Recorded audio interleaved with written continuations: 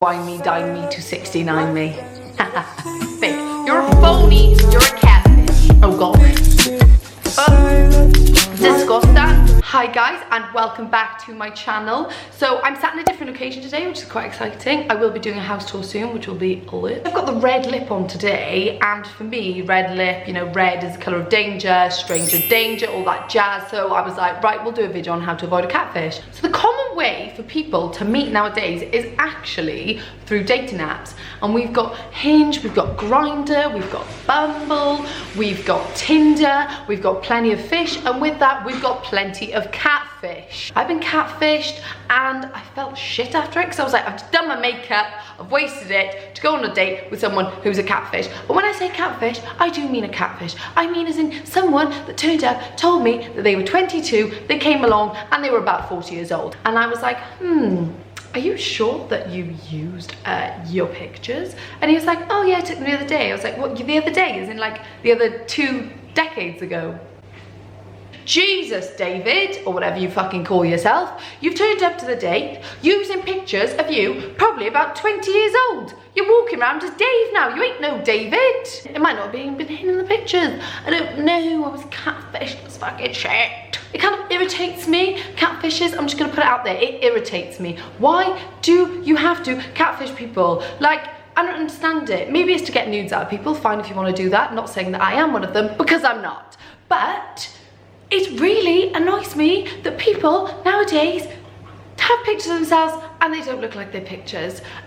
Because it's like, well, realistically, someone is gonna have to meet you one day, and what are you gonna do then? You're just gonna delay what do you want? A fucking e-relationship? E-relationship? Online relationship?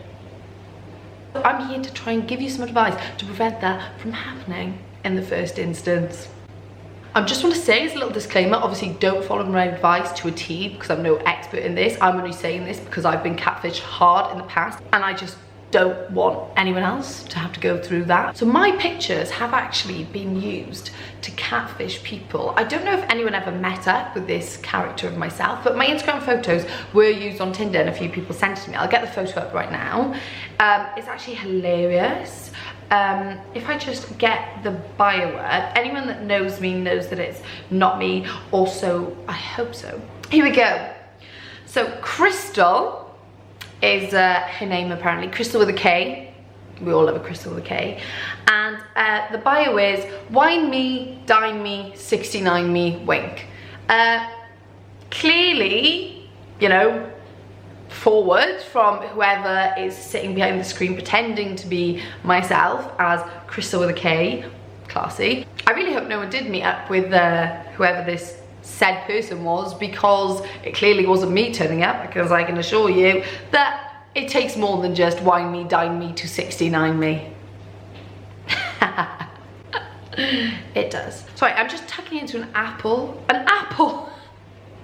It's quite clearly a fucking orange. I just want to give you some tips on how you can actually avoid a catfish. So tip number 1 is if they have a bio that sounds fake, it probably is going to be fake. So someone that has shitloads of emojis in it, like emojis to an excess. I think realistically you don't need 10 emojis per line, or you don't even need to tell a story using purely emojis. But clearly these fake people, these catfishers, enjoy doing it. Sorry, gosh, this orange!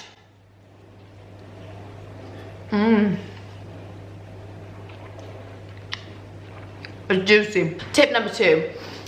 So I would say that someone that has got super high quality pic and they almost look like they belong in a catalogue or on the wall of Hollister or whatever it is, they're probably going to be fake.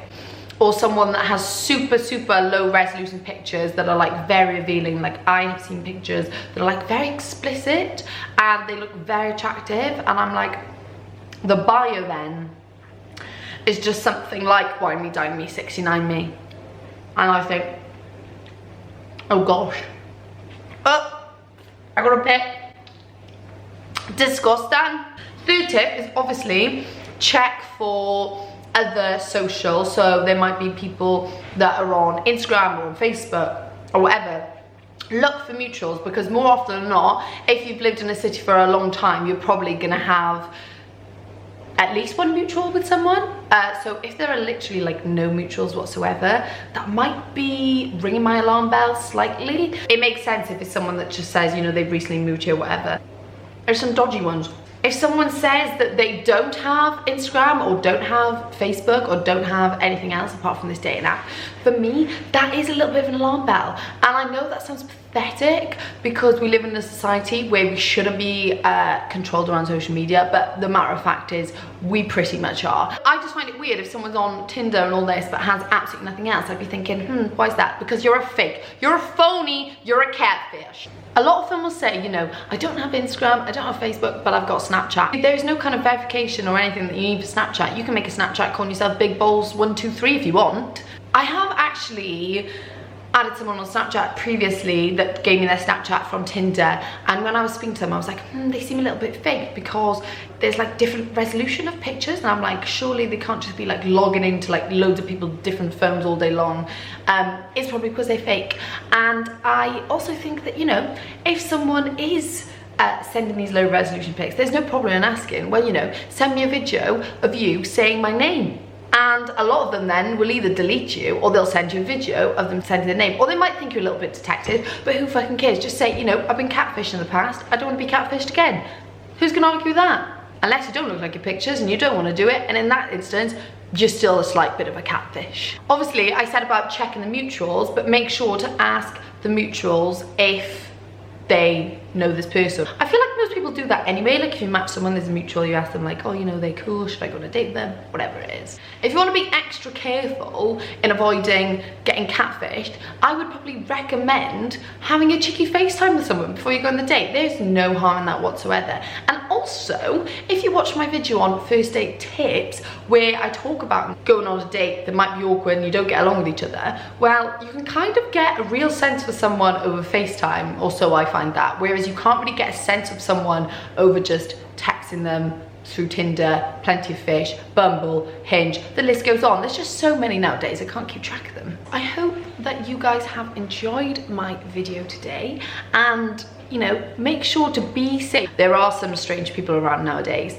but just make sure that you do a little bit of a background check, dare I say it, be a little bit detective. If you sense that someone might be a bit of a catfish, the chances are they probably could be. Any new subscribers, hello, just hit the subscribe button down below, you know I would appreciate it. And obviously if you like the video, give it a thumbs up. Thank you all so much for watching.